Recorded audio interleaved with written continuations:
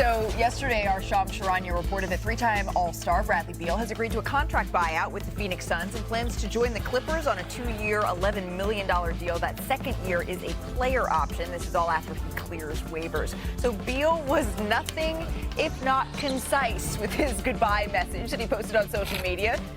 Just throwing up little deuces, much to the amusement of several players around the league.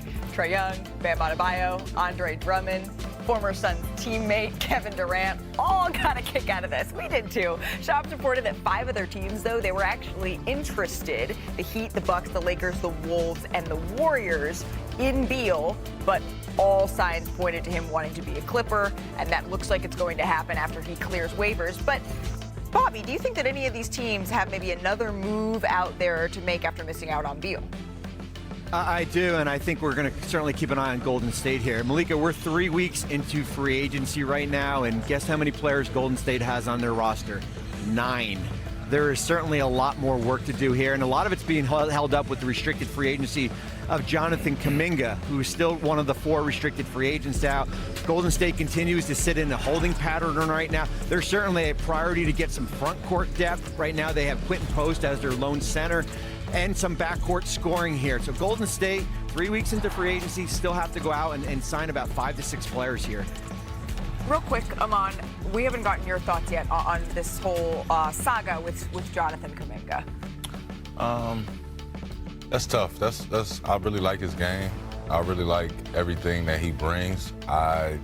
If I was him, I would be sitting there with my hands up like, guys, what are we doing? Right. I know I can hoop, and I know that I'm only going to get older every year. So it's like, what are we doing? What's my plan? And what else can he do to prove to the Golden State Warriors that he's worthy of being called on? I think he gets talked about around the league enough, especially when you start listening to his peers. When his peers, especially when they talk about it and say, who do they think is on their way to that? They talk about him as if he is a frustrating assignment to have on a night-to-night basis. And when he finally gets his chance and get his opportunity, I think it's going to be foot to neck. That's a pretty high compliment. But since we're talking about the players that are still available and waiving and stretching, Damian Lillard, he is still an unrestricted free agent after being bought out by the Milwaukee Bucks. And I know that everyone is looking towards, well, it'll be another year. But what team do you think is the best fit for Dame here, Bobby? Because it could be a year, but it could not be.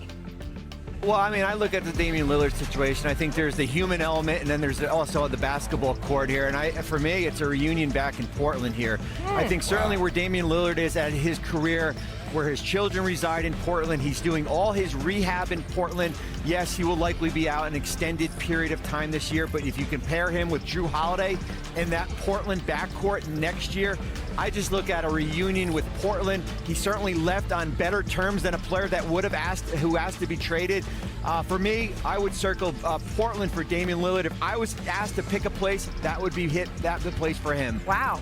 Portland, again. There's a certain storybook ending that would be, though, Tim. And look, there's family issues as well there. I would rather see Dame be put in a situation where he can chase a ring, where he can be the last piece of a potential championship puzzle. You know, maybe back in his hometown in the Bay Area with Golden State, if they can get some business done and put together the kind of team. Our hometown. Oh, your hometown. But, hey, if he wants to go back to Portland, that would be That's certainly interesting, though, Bobby, and something that we'll keep an eye on. Seeing back on the floor, Joel Embiid, his year was really filled with ups and downs here. Let's go all the way back. After being drafted in 2014 and missing his first 2 seasons with various injuries, Joel Embiid would string together 8 seasons where he averaged just under 28 points and 11 rebounds, while also being named the 2023 NBA MVP. Now, in September of 2024, after signing a 3-year max extension, Embiid had this to say about Philadelphia. He said, quote, "I want to be here for the rest of my career.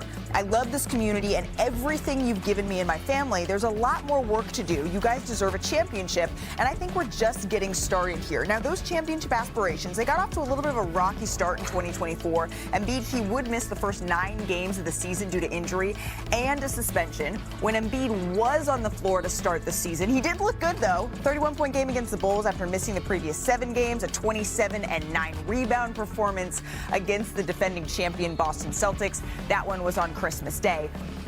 However, the Sixers and Joel, they would start to struggle in February after a 7-game losing streak, and then the Sixers made that decision to shut him down for the remainder of the season with a lingering knee trouble here. So for the first time here on NBA Today, I'd like to welcome in Dotun Akintoye, who just released an excellent profile that's up right now on ESPN.com. I really encourage all of our readers to take a second to go and read it when you have an hour this afternoon. But you sat down with Joel Embiid several times throughout this story. What stood out to you the most in those conversations?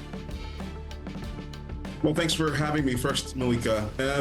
I think Joel is an incredibly sensitive, incredibly complicated person. And I think there are some of those traits that are perhaps at odds with the role that he plays, which is a leader of an organization, a superstar. And I think he's been struggling with that ever since he's been cast in that role. Yeah, I think sensitive was a really good way to put this. And the way that you explore what Joel Embiid has been through in this story was really interesting to me. Something that jumped out in your profile was just the amount of frustration, I think, that Joel has fostered throughout his career, especially with the organization. How did he express that to you? Because there was a couple of specific moments that I think fans may be surprised by the behind the scenes of. Yeah, I think, we talked about continuity quite a bit, and it means something to him. I mean, in basketball terms, I think he has a sort of theory about roster consistency and what that does. He often talks about the Denver Nuggets and their championship, but I also think it means something to him in a deeper way than that. Trust for him is like a huge, not a concern, perhaps a fixation is maybe the better way to. And, one of the incidents of the last season was the leak in the fall after a closed door meeting that the team had. And he brought it up with me, and it's still bothering him very clearly. I think for him, it's a microcosm of certain fears he has and a certain history he has with the organization about people who maybe don't have his best interest at heart and who he can't rely on. So it's on his mind. It's a huge facet of his personality. And one of the ways that I read it is he looked to sort of take back some of that control when he felt like that trust was spiraling. He talks about the behind the scenes of an interview he did this season with Lisa Salters. Can you tell us about that? Yeah, I think Joel was incredibly frustrated this last season, and he felt like no one was listening to him. And it felt, again, I think, of an echo of an earlier part of his career where he didn't feel listened to and he shut down. And I think not a similar thing happened this year in that, there was a lot of pressure on him to play and his body didn't feel right.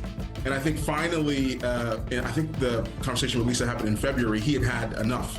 And he was going to speak his mind publicly and sort of state his position and then let the team deal with the fallout of that. And that's when he said to Lisa, I may have to have surgery. The team was caught off guard by that, but that seemed to be, as he put it, his cry for help is the way that he described it to you, to sort of say, no, I need to be listened to here. And now he's describing this as the most important offseason of his career. And I think there may be some fans, just being honest out there, who may say, well, what about the last ones? We've heard this story before, right? Why does this feel different, and how does he plan on sort of wrapping his arms around this? Well, he's approaching it, I'd say, carefully and aggressively at the same time. Okay. I saw him shortly after his surgery, and he was already in rehab. But I think also he's being careful in that he's not going to allow external pressures to force him back to the court before he feels he's ready to come back. And I think there's a big uncertainty. He doesn't know what body he's going to be returning to and what kind of player he's going to be. And it's difficult to ascend to the place that he's been as a player and then be anything else. So I think that's the thing that's on his mind, and that's why it's so important, because the next time we see Joel Embiid on the basketball court, we will be watching, hopefully, I think he believes, the last few years of his prime.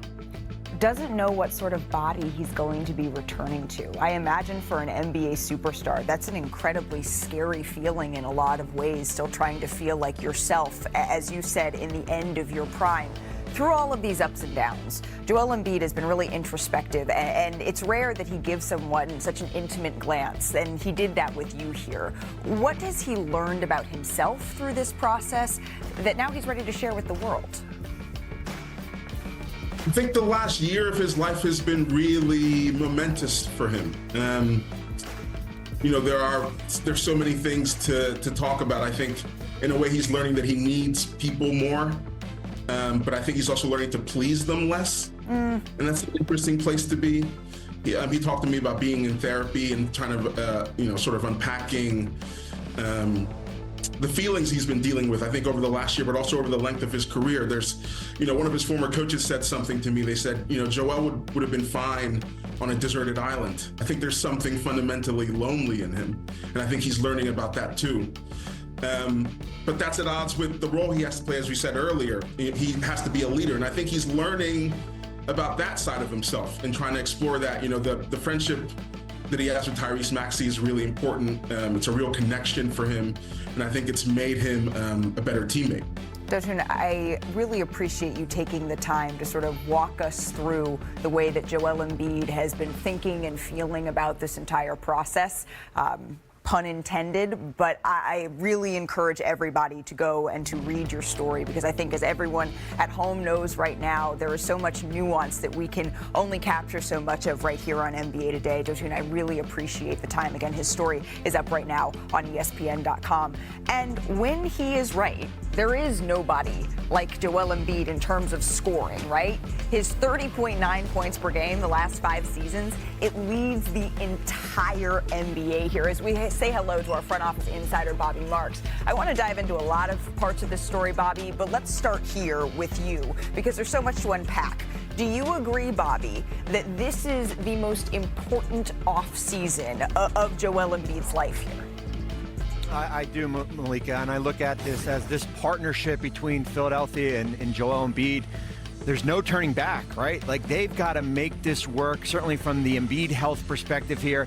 And I remember last September when Joel Embiid had 2 years left on his contract, and he wound up signing that 3-year max extension, and that drew a lot of ire across the league. Why would Philadelphia commit another 3 years to a player that certainly is an MVP candidate, but it certainly has been injury related? And here you look at it.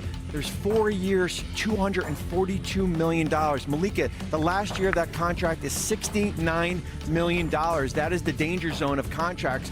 So for both sides, they've got to make it work here, for better or worse. Tim, do you feel like there's a real conflict when it comes to the message